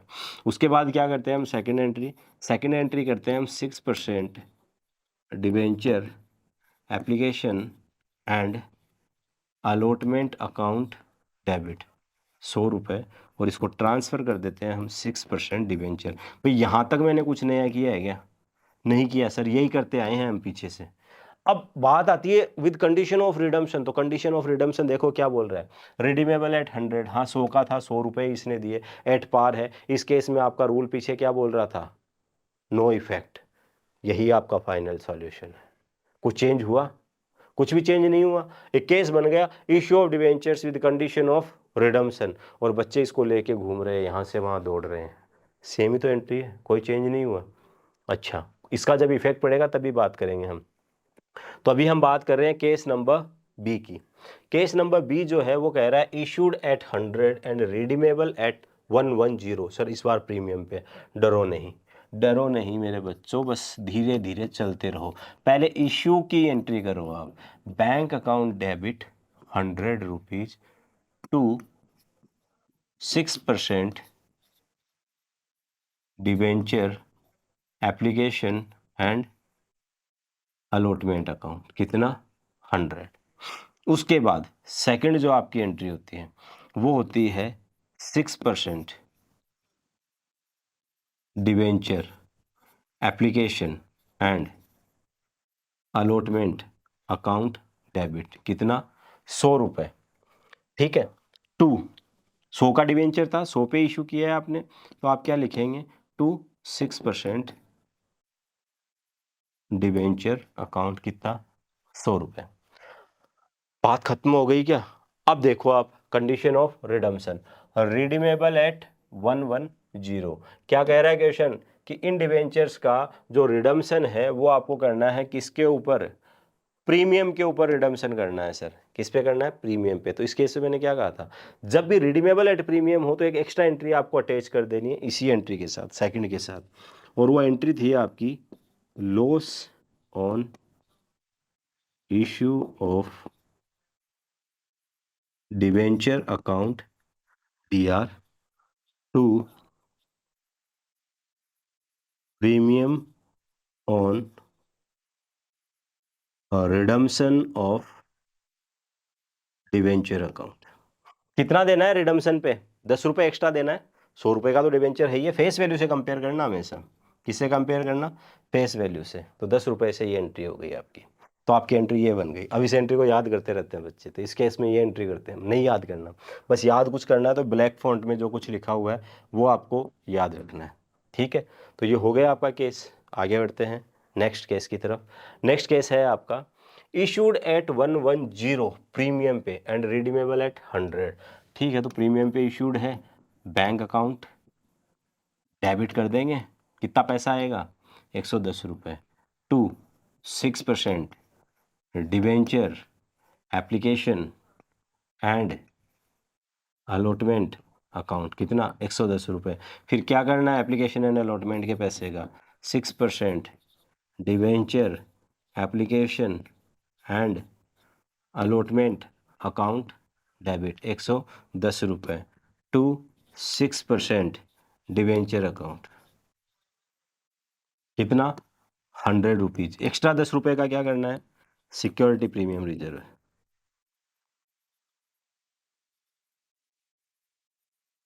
Security premium reserve account, done. Redeemable at 100, इनका रिडम्शन कितने पे करना है, 100 पे ही करना है, तो रिडीमेबल एट पार है, कहाँ सोचने की ज़रूरत है, कोई परेशानी कोई तकलीफ नहीं है सर, साधारण सी एंट्री है, आराम से हो गई, कहीं पे कोई दिक्कत ही हमें नहीं हुई। ठीक है, रिडीमेबल कितना है, एट पार है। अब कईयों को लग रहा है नहीं कम है, फेस वैल्यू से कंपेयर करो, किससे कंपेयर करो, फेस वैल्यू, फेस वैल्यू कितनी थी 100, पेमेंट कितना करना है रिडम्शन पे 100, तो इसको एट पार ही बोलेंगे हम। और बढ़ते हैं आगे डी पे, issued eight 110 and redeemable eight, मत पढ़ो मत पढ़ो, इशूड एट 110, तो पहली आपकी एंट्री होगी बैंक अकाउंट डेबिट। ठीक है, सेम वो की वही एंट्री होगी जो पीछे आपने एंट्री की थी, वही सिक्योरिटी प्रीमियम रिजर्व की बात होगी यहाँ पे। ठीक है, तो बैंक अकाउंट डेबिट कितना 110 to 6% debenture application and allotment account. फिर यहाँ पे बात होगी 6% debenture application and allotment account debit, कितना 110 रुपये, जिसमें से क्या करना है 6% डिवेंचर में जो पैसा ट्रांसफ़र होगा वो होगा 100 रुपीज़, एक्स्ट्रा 10 रुपये जो है वो चला जाता है सिक्योरिटी प्रीमियम रिजर्व अकाउंट में। अब बात करते हैं हम आगे की, क्वेश्चन कह रहा है रिडीमेबल एट 110, आप तो पढ़ेंगे ना सर, बिल्कुल पढ़ेंगे। फेस वैल्यू कितनी थी 100 रुपये थी, रिडम्शन पे चुकाना कितना है 110 रुपये, सर एक्स्ट्रा 10 रुपये देने हैं, हाँ एक्स्ट्रा 10 रुपये देने हैं, तो एक एक्स्ट्रा एंट्री ठोक दो, loss on issue of debenture account DR, to premium on redemption of debenture account. ठीक है, आसान है, अब लग रहा है आसान, एंट्री तो बहुत बड़ी बनी है, लेकिन कहीं पे कुछ चेंज हुआ क्या, कुछ ही नहीं हुआ, सिर्फ एक एंट्री का खेला है, loss on issue of debenture account debit to premium on redemption of debenture. जिसको समझ में आ गया ये एंट्री कब पोस्ट करनी है, उसके लिए टॉपिक बहुत बहुत बहुत आसान है। इशूड एट 90, इस बार क्वेश्चन प्रश्न आपसे कह रहा है 90 रुपये में इशू किया, आगे पढ़ें क्या, नहीं पढ़ना यार, अभी नहीं पढ़ना, ठीक है, देखने की जरूरत नहीं है। बैंक अकाउंट डेबिट कितने 90 रुपये, to 6% debenture application and allotment account, कितना 90। उसके बाद जो आपकी सेकेंड एंट्री होगी वो हो जाएगी 6% debenture application and allotment account debit, 90 रुपये आएंगे सर, 10 रुपये से हो जाएगा हमारा loss on issue of debenture account debit, to हो जाएगा हमारा 6% डिवेंचर अकाउंट, कितने से 100 रुपये से।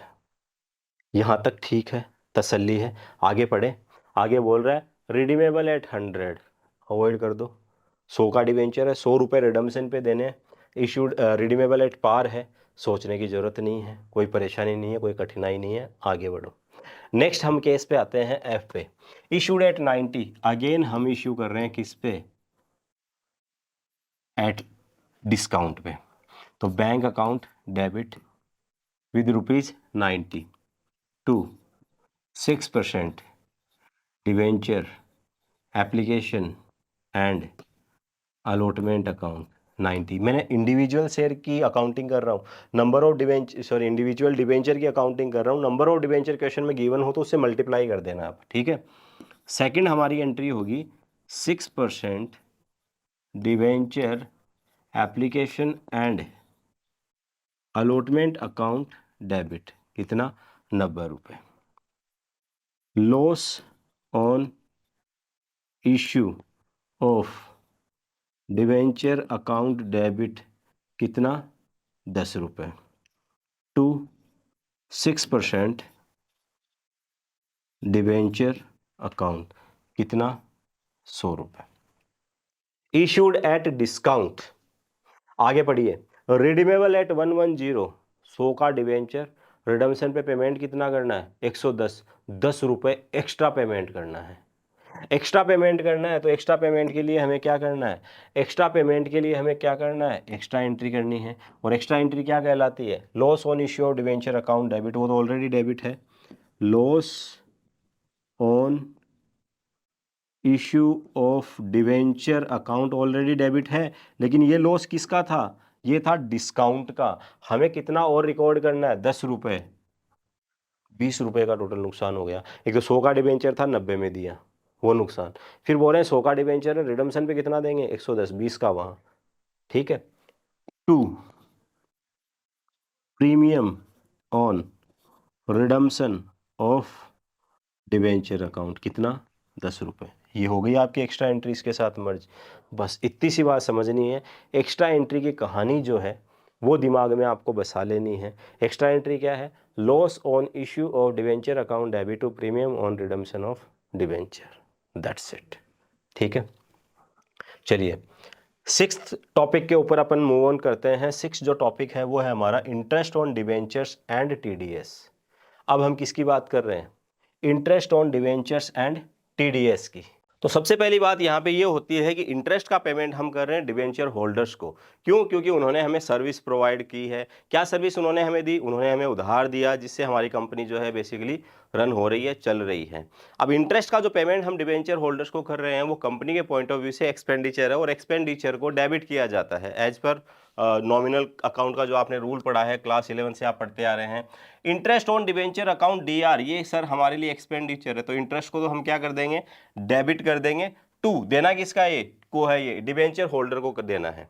अब यहाँ पे पहले एक चीज समझ लेते हैं अपन, टीडीएस की कहानी। टीडीएस क्या है, टीडीएस की अगर मैं बात करूं तो इसको हम कहते हैं tax deducted at source, tax deducted at source.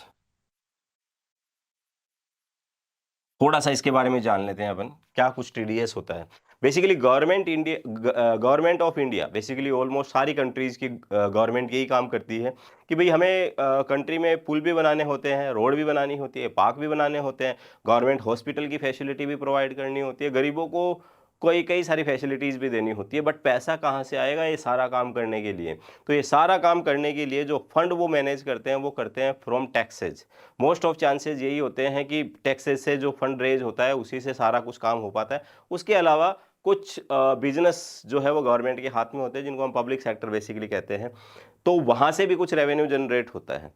वो उसकी बात हमें यहाँ पे नहीं करनी है। अभी हमें ये समझना है कि गवर्नमेंट को जो टैक्स की ज़रूरत पड़ेगी, तो गवर्नमेंट कौन कौन से टैक्स लगाती है। Government direct tax, indirect tax लगाती है। डायरेक्ट टैक्स क्या होता है, इनडायरेक्ट टैक्स क्या होता है, ये भी आप इकोनॉमिक्स में पढ़ चुके हैं। डायरेक्ट जो डायरेक्टली किसी पर्टिकुलर बंदे से वसूल किया जाता है, उसी की जेब से निकाला जाता है। एक इनडायरेक्टली सोनू से लिया जा रहा है, लेकिन वो मोनू से लिया था सोनू ने, और सोनू से गवर्नमेंट, तो उसको इनडायरेक्ट बोलते हैं। हमें वहां तक भी नहीं जाना है। हम सिर्फ डायरेक्ट टैक्स में एक टैक्स की बात कर रहे हैं, और वो क्या है, इनकम टैक्स। हम किसकी बात कर रहे हैं, इनकम टैक्स की।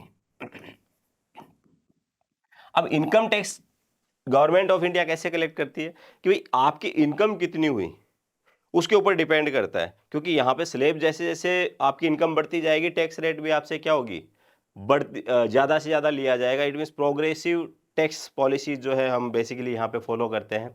तो यहाँ पे किसी बंदे के ऊपर कितना टैक्स इम्पोज करना है उसकी इनकम के ऊपर, इसका आइडिया कब लगेगा सर, इसका आइडिया लगेगा eight the end of the year. तो 12 महीने तक गवर्नमेंट वेट कर रही है कि हाँ भाई सब कंपनीज वगैरह कमा रही है, कमा लो, at the end of the year हम आपसे टैक्स का पेमेंट ले लेंगे। आपको पता है टैक्स का अमाउंट जो है करोड़ों अरबों तक जाता है। अब इतने इतने रुपए का अगर 1 साल तक गवर्नमेंट वेट करेगी तो गवर्नमेंट को खुद को बहुत बड़ा नुकसान हो जाएगा इंटरेस्ट वगैरह का। तो यहाँ पे इनकम टैक्स वसूल करने के गवर्नमेंट के पास 3 तरीके हैं। गवर्नमेंट ने क्या कहा, कोई भी बंदा कमा रहा है, अगर वो बहुत ज़्यादा पैसा कमा रहा है तो गवर्नमेंट उसको कह देती है कि भाई तुझे एडवांस टैक्स देना पड़ेगा। इट मीन्स हम ईयर एंड का वेट नहीं करेंगे, ड्यूरिंग द ईयर कुछ रूल्स रेगुलेशन है वो फॉलो करके तुझे टैक्स की कैलकुलेशन करनी है और टाइम टू टाइम हमें पेमेंट करते हुए चलना है। ठीक है, तो मैं मान लो मैं गवर्नमेंट को टाइम टू टाइम पेमेंट कर रहा हूं। Eight the end of the year मेरी पूरी साल की टोटल इनकम कैलकुलेट की जाएगी, उसके ऊपर टैक्स कितना बनता है। फिर मैं गवर्नमेंट को कहूंगा देखो मैं आपको एडवांस टैक्स दे चुका हूं इतना, वो इसमें से क्या कर दीजिए, माइनस कर दीजिए और बचा हुआ टैक्स मैं गवर्नमेंट को दे दूंगा। अब टीडीएस क्या आफत है, अब मेरी जहां से इनकम आ रही है, मेरी इनकम आ रही है, मान लो सैलरीड इनकम आ रही है, मैं कहीं पे जॉब करता हूं या फिर मैंने किसी से कॉन्ट्रैक्ट लिया है किसी कंपनी से, तो गवर्नमेंट के डायरेक्ट इंस्ट्रक्शंस है उन कंपनीज को जहां से मेरी इनकम आ रही है कि भाई ये इनकम जो है ना ये जाके इस बंदे के अकाउंट में क्रेडिट होगी और इसको बाद में टैक्स देना है।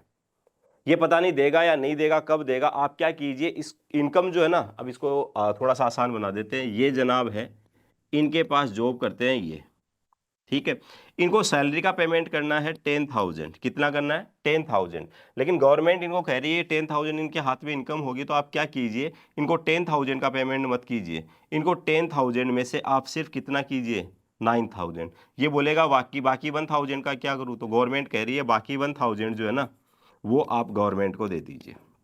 ये पूछेगा मेरे को 10,000 रुपये देने थे आपको, तो आप जवाब दे देना कि भाई तेरे 10,000 में से 1,000 रुपये कट गए हैं और वो किसको जमा करवा दिया है हमने, गवर्नमेंट को। बेसिकली इनकम टैक्स है, क्योंकि आपको इनकम हुई है ना 10,000 की, तो 10,000 का 10% गवर्नमेंट टैक्स लेती है, तो वो टैक्स आपको देना पड़ता, मेरे पास से ले लिया।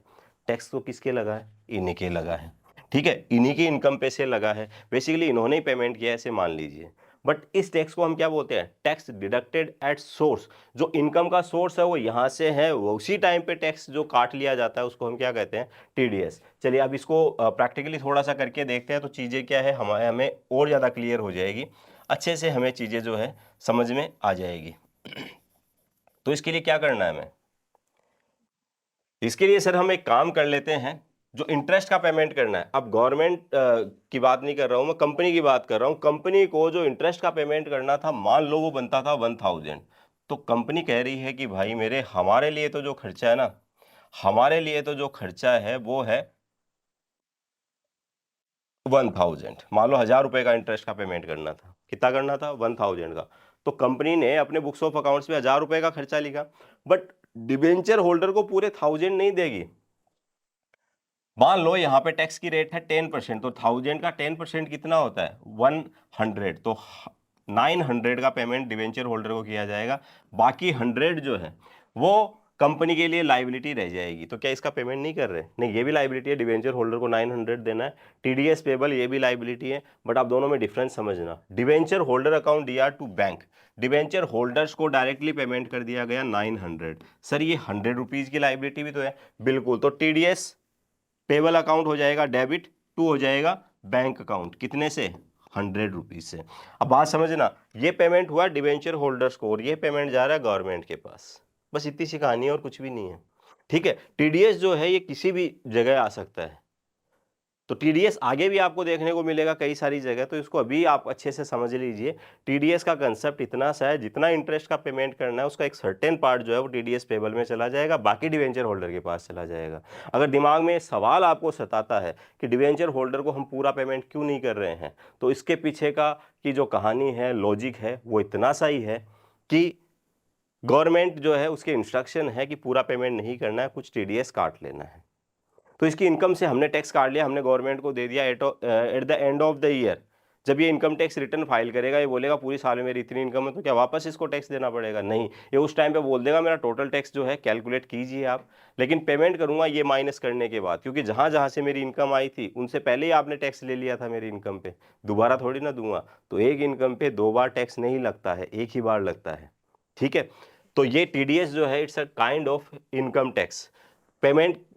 इसमें इन्वॉल्व कौन हो जाता है, जो एम्प्लॉयर होता है, बेसिकली एम्प्लॉयर, या फिर जहां से इनकम बेसिकली जनरेट हो रही है, ठीक है, जो इनकम का सोर्स है वहीं से ही टैक्स आप काट लेते हैं। तो ये वाली एंट्री हो गई है आपकी, 900 पेमेंट करना है डिवेंचर होल्डर को, 100 पेमेंट करना है गवर्नमेंट को, ये हमने पेमेंट कर दिया। नेक्स्ट जो बात आती है वो ये आती है कि सर हमारे लिए जो खर्चा है उसकी क्लोजिंग एंट्री होनी चाहिए। इस पूरी घटनाक्रम में जो हमारे लिए खर्चा बनता है वो खर्चा बनता है इंटरेस्ट ऑन डिवेंचर। तो इंटरेस्ट ऑन डिवेंचर को हम करेंगे क्रेडिट और डेबिट किसको कर देंगे, statement of P and L को। तो ट्रांसफर कर दिया statement of P and L two interest on debenture, ये इसकी क्लोजिंग एंट्री हो गई। तो वैसे 4 एंट्री आपको समझनी है। ऑल्दो डिवेंचर होल्डर्स को इंटरेस्ट का पेमेंट करने से रिलेटेड क्वेश्चंस नहीं पूछे जाने के चांसेस बहुत बहुत बहुत कम हैं, लेकिन फिर भी पूछ लिया गया तो भाई साहब कंसेप्ट जो है अच्छे से समझ लीजिए। डिटेल में अगर जानना है तो रेगुलर जो क्लासेज है हमारी लाइव क्लास डेली आते हैं हम, शाम को कितनी बजे, 7 बजे क्लास 12th लेके, और 8 बजे आती है क्लास 11th। जो 11th वाले भाई बंधुवर है, वो जूनियर्स हैं आपके, उनको भी बता देना। चलिए आगे बढ़ते हैं। नेक्स्ट हम बात करते हैं इसी से रिलेटेड कुछ बातें। Interest on debenture is always payable on the face value of debenture. अब इंटरेस्ट ऑन डिवेंचर की कैलकुलेशन कैसे करेंगे। 500 डिवेंचर है, एक डिवेंचर है 100 रुपए का, ठीक है। अब आपने इश्यू किया था एट डिस्काउंट एट प्रीमियम, इस बात से कोई फर्क नहीं पड़ता। इंटरेस्ट का पेमेंट जो है ना वो होगा आपका इसी वैल्यू पे, और ये वैल्यू बनती है आपकी 50,000। तो 50,000 के ऊपर इंटरेस्ट की कैलकुलेशन होगी। इट मीन 100 रुपए का डिवेंचर है तो 100 रुपए का जो भी सर्टेन परसेंटेज होगा वो कैलकुलेट होगा, irrespective of the fact that debentures are issued at par, at discount और at premium। ये बात हम कर चुके हैं। आगे बढ़ते हैं। Interest on debenture is a charge against profit. क्या है ये, चार्ज अगेंस्ट प्रॉफिट है। तो इसको हम कहाँ दिखाएंगे, statement of P and L में। ये बात भी हम कर चुके हैं, बस लिख के यहाँ पे बता दी है ताकि आप नोट कर लो। अब देखिए स्टेप बाय स्टेप जो है हम कंसेप्ट जो है बिल्कुल ख़त्म कर चुके हैं। सारे कंसेप्ट जो है हमने अच्छे से जांच लिए हैं, परख लिए और समझ लिए हैं। अब लास्ट में जो हमारी बात बचती है, जो final one, writing off loss on issue of debenture, ये क्या है, ये जानने के लिए थोड़ा सा मैं आपको याद दिलाऊंगा पुरानी बातें। क्लास 11th में कंसेप्ट आपने पढ़ा था capital expenditure and revenue expenditure. Revenue expenditure सीधा आपका पी एंड एल का पार्ट हो जाते थे। कैपिटल एक्सपेंडिचर का क्या करते थे आप, सर बैलेंस शीट में दिखाते थे, फिर धीरे धीरे उनको रेवेन्यू बनाते थे। कैसे बनाते थे, उन पर डेप्रिसिएशन लगाते थे। तो डेप्रिसिएशन क्या है, फर्नीचर का एक पार्ट निकाला और उसको पी एंड एल में दिखाने का तरीका। इट मीन्स कैपिटल एक्सपेंडिचर को किस में कन्वर्ट कर रहे हो आप, रेवेन्यू एक्सपेंडिचर में। ऐसे ही डेफर्ड रेवेन्यू एक्सपेंडिचर भी होते हैं, वो भी बिल्कुल बैलेंस शीट में जाते हैं जैसे कैपिटल एक्सपेंडिचर जाते हैं। तो डेफर्ड रेवेन्यू एक्सपेंडिचर को हमें क्या करना होता है, राइट ऑफ करना होता है। क्या करना होता है, राइट ऑफ करना होता है, या फिर अमोर्टाइज करना होता है। इसलिए उनको अनअमोर्टाइज एक्सपेंडिचर भी कहते हैं, कई सारे नाम से उनको पुकारा जाता है, ठीक है। बट अभी हमें कंसेप्ट क्या समझना है, writing off loss on issue of debenture. इसको राइट ऑफ कैसे किया जाता है, वहाँ कैसे करते थे, 1 लाख रुपए की मशीन है सर, 5 साल उसकी लाइफ है, तो हम 20,000 से 5 साल तक एक एंट्री ट्रांसफर कर देते थे। यहाँ पे भी कुछ ऐसा सही करना है। चलिए पढ़ते हैं। राइटिंग ऑफ लॉस, या फिर आप कह सकते हो discount on issue of debenture, ठीक है। तो 2 लॉस हो सकते हैं हमें डिवेंचर इशू करने पे। प्राइमरी अगर मैं बात करूँ तो एक तो डिवेंचर अगर आपने डिस्काउंट पे इशू कर दिया, नुकसान है सर। दूसरा, आप प्रॉमिस कर रहे हैं कि डिवेंचर्स जो है ना इनका रिडम्पशन होगा किस पे, प्रीमियम पर। तो वो जो प्रीमियम का पेमेंट आपको बाद में करना है वो भी आपके लिए क्या है, नुकसान है। अब इस नुकसान की भरपाई कहाँ से होगी, क्या प्रॉफिट एंड लॉस अकाउंट के पास हम जाएंगे, नहीं। प्रॉफिट एंड लॉस अकाउंट के पास तो हम लास्ट में जाएंगे जब इन 2 जगह से हमें दुत्कार दिया जाएगा, मना कर दिया जाएगा। सबसे पहले हम जाके पूछते हैं कैपिटल रिजर्व से। देखो loss on issue of debenture debit होता है, ये चीज़ आपको पता है। पीछे एंट्रीज जो है सारी एंट्रीज देख लेना, हमेशा loss on issue of debenture क्या हुआ था, डेबिट। अभी मैंने loss on issue of debenture को क्या कर दिया है, क्रेडिट कर दिया है, ठीक है। अच्छा, इसकी भरपाई होगी ना, क्लोजिंग एंट्री हो रही है ये बेसिकली, ठीक है। राइट ऑफ कर रहे हैं हम इसको, तो इसको राइट ऑफ करने के लिए हमने इसको क्या कर दिया, क्रेडिट। अब ये पैसा कहाँ से आएगा, या तो ये पैसा आप निकालेंगे कैपिटल रिजर्व से, कैपिटल रिजर्व में नहीं होगा तो सिक्योरिटी प्रीमियम रिजर्व में, यहाँ से भी नहीं काम चला तो यहाँ पे। तो यहाँ पे जो क्रोनोलॉजी है वो समझना आप, 1 2 3। ऐसा नहीं है कि किसी को भी अप्स एंड डाउन कर सकते हैं, ऐसा कुछ नहीं है। प्रायोरिटी पे हम किसको यूज में लेंगे, कैपिटल रिजर्व को, उसके बाद सिक्योरिटी प्रीमियम रिजर्व, उसके बाद भी काम नहीं चला तो statement of P and L. अब सवाल उठ रहा होगा दिमाग में कि सर ऐसा क्यों, गुड़गुड़ हो रही है पेट में, बता दीजिए फटाफट। तो समझिए आप इसको, कैपिटल रिजर्व के बारे में हमने क्या पढ़ा था पीछे, इश्यू ऑफ शेयर चैप्टर पढ़ा था, वहाँ कैपिटल रिजर्व की बात की थी।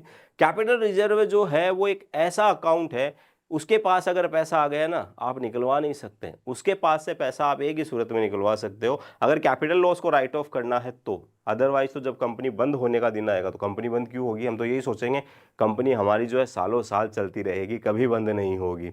गोइंग कंसर्न कंसेप्ट हम फॉलो करते हैं, तो इट मीन्स कैपिटल रिजर्व को हम कभी काम में नहीं ले पाएंगे। ले सकते हो अगर कोई कैपिटल लॉस हुआ हो तो उसको राइट ऑफ करने के लिए। अब ये ऐसा रिजर्व है जिसमें पैसा चला गया ना तो निकलना बहुत मुश्किल है। यहाँ मौका मिल रहा है, ये कैपिटल लॉस ही तो है, ये कैपिटल लॉस है, ठीक है, मेजर एक्सपेंडिचर है ये, तो इसको राइट ऑफ करने के लिए आप इसको यूज में ले सकते हो। तो सर सबसे पहले इसको इसी को लेके आओ, ठीक है।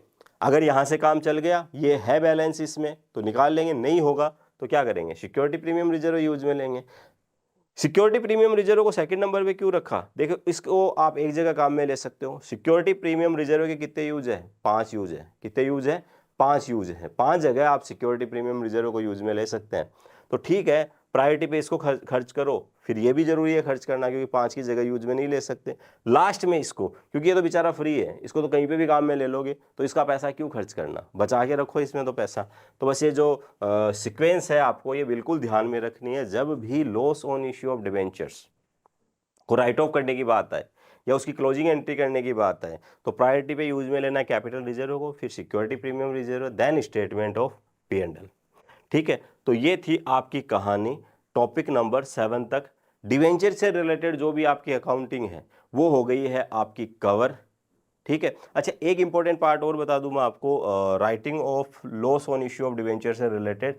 यहाँ के लिए बेसिकली ये कहा जाता है कि कम से कम क्या होता है यहाँ पे, कि ये राइट ऑफ करने के लिए हमारे पास टाइम पीरियड कितना होगा। इन जनरल केस तो हम तो सेम ईयर कर देते हैं, अदरवाइज ये खर्चे जो हैं ये with in 5 years right of हो जाने चाहिए, या फिर before the year of redemption. आज आपने डिवेंचर इशू किए, 5 साल बाद उनका रिडम्पशन होना है, तो आज वो डिवेंचर जो आपने इशू किए हैं उनसे रिलेटेड अगर कोई भी आपका खर्चा हो रहा है तो उस खर्चे को राइट ऑफ करने के लिए आप क्या करेंगे, या तो सेम ईयर से राइट ऑफ कीजिए या फिर अपकमिंग 1 से 2 साल में आप उसको खत्म कर दीजिए। लेकिन 5 साल आपके पास मैक्स टू मैक्स है, रिडम्पशन पॉसिबल नहीं है अगर उनसे रिलेटेड एक्सपेंडिचर को कंप्लीटली आपने राइट ऑफ नहीं किया। बहुत बहुत धन्यवाद जुड़े रहने के लिए। बस जाते जाते ये चीज़ और नोट कर लें कि क्लास 11th जो है आपके लिए आती है 8 बजे और 12th आती है 7 बजे। डेली मिलते हैं हम, कभी VST तो कभी अकाउंटेंसी, कभी इकोनॉमिक्स, तीनों सब्जेक्ट लेके हम रेगुलर आपके लिए आते रहते हैं। तो जुड़ना ना भूलें हमारे रेगुलर क्लासेज में भी। और अभी जुड़ने के लिए बहुत बहुत धन्यवाद। ज़्यादा अगर हमारे बारे में जानना है स्कैन कर लीजिए, ठीक है, सब कुछ आपको पता चल जाएगा। उपहार जो है हमारी तरफ से वो आपको मिल जाएगा। चलिए इजाज़त चाहूँगा अभी के लिए, अगले वीडियो में मिलूँगा। Till then tata bye bye, thank you so much.